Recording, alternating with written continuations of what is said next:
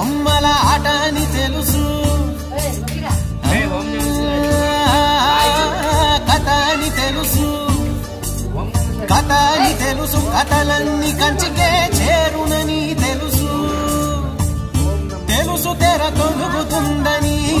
తెలుసు తెల్లారుతుందని, తెలుసు ఈ కట్టె పుట్టుకుమంటదని, తెలుసు ఈ మట్టి మట్టిలో కలిసిపోతదని, ఇన్ని తెలిసి రకాటంలో పడిపోతావు ఎందుకని? మాయ